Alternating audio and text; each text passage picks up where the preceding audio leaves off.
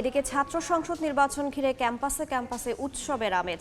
সে খবর জানাতে এই মুহূর্তে ঢাকা বিশ্ববিদ্যালয়ে আছেন সহকর্মী জুম্মান সাদিক জ্যাভলিন, জাহাঙ্গীরনগর বিশ্ববিদ্যালয়ে মোজাফফর হোসেন জয় এবং রাজশাহী বিশ্ববিদ্যালয়ে আছেন সাইফুর রহমান রকি।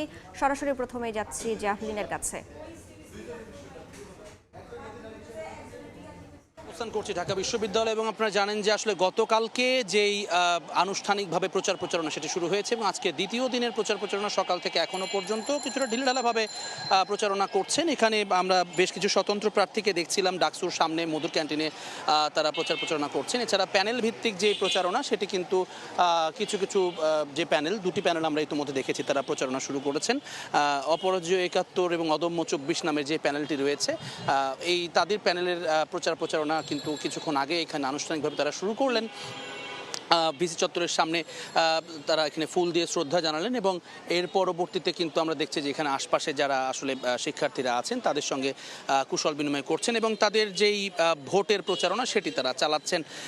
এছাড়া আমরা দেখেছি ডাকসুর আশপাশের এলাকাগুলোতে সকাল থেকে মোটামুটি শুধুমাত্র স্বতন্ত্র যারা প্রার্থী ছিলেন তারাই সেখানে দু একজনকে দেখা গেছে। তবে বেলা বাড়ার সঙ্গে সঙ্গে আসলে প্রচারণার যেই সে কার্যক্রম সেটি ধীরে ধীরে আরও বাড়বে এটি আশা করা যাচ্ছে। এবং আপনাদেরকে জানিয়ে রাখি যে আমরা সিনেট ভবনে নির্বাচন চিফ রিটার্নিং কর্মকর্তা যিনি রয়েছেন ডক্টর মোহাম্মদ জসিম উদ্দিন, তার সঙ্গে কথা বলার চেষ্টা করছি। বিশেষ করে গতকালকে রাতের যেই ঘটনাটি ঘটেছে মহসিন হলের একজন যিনি ভিপি প্রার্থী ছিলেন, যিনি ভিপি প্রার্থী আছেন এখনও ৮ নম্বর ব্যালটে, জালাল আহমদ বা তার যেই আরেকটি নাম আছে ওরফে জালামই জালাল, তার ব্যাপারে আনুষ্ঠানিক এখনও কোনো অভিযোগ পায়নি। যদিও শাহবাগ থানায় কিন্তু ইতিমধ্যে তার নামে মামলা হয়েছে।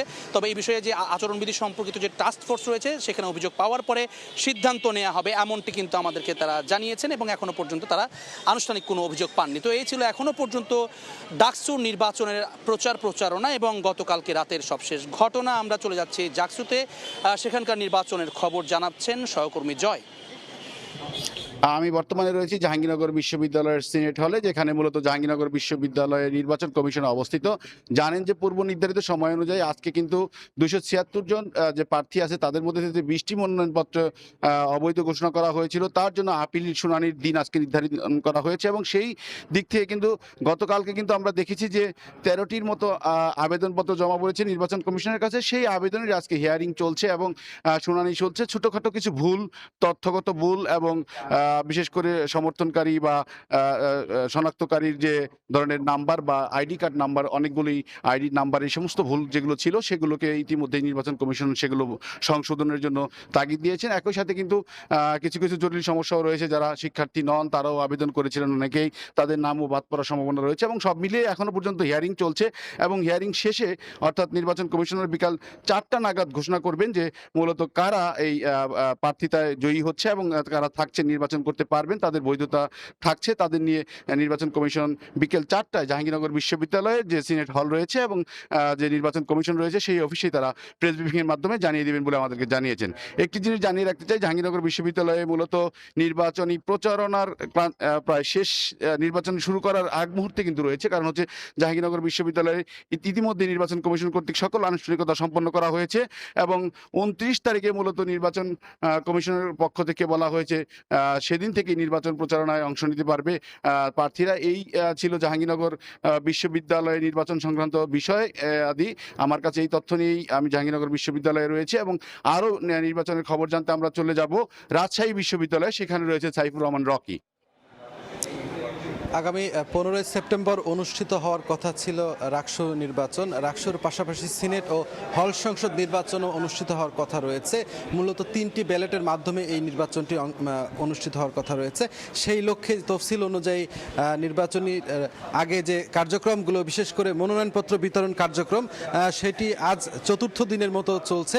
তবে আজ সকাল থেকে শুধুমাত্র একজন প্রার্থী এসে সাংস্কৃতিক সম্পাদক পদে রাকসুতে আসলে মনোনয়নপত্র সংগ্রহ করেছেন। এ পর্যন্ত মনোনয়নপত্র সংগ্রহকারী শিক্ষার্থীর সংখ্যা 155 জন এবং আপনারা জানেন যে হল সংসদে এখান থেকে আসলে মনোনয়ন বিতরণ করা হচ্ছে না। এখানে শুধুমাত্র রাকসু এবং সিনেটে যারা ছাত্র প্রতিনিধি হিসেবে নির্বাচন করবেন তারাই এখান থেকে মনোনয়নপত্র কিনছেন। এখানে আপনাদের জানিয়ে রাখি হলে এখন পর্যন্ত কিন্তু 362 জন মনোনয়নপত্র সংগ্রহ করেছেন।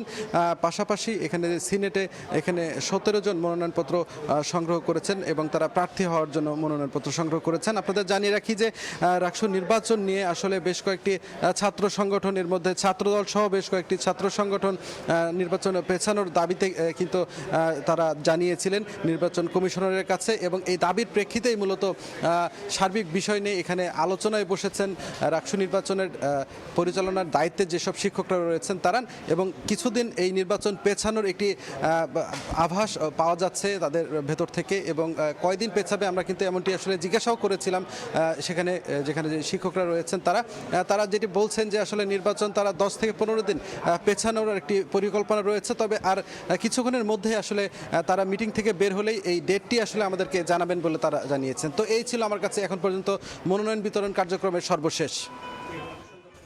সরাসরি যুক্ত ছিলাম রাজশাহী বিশ্ববিদ্যালয়, তার আগে যুক্ত ছিলাম জাহাঙ্গীরনগর ও ঢাকা বিশ্ববিদ্যালয়ে।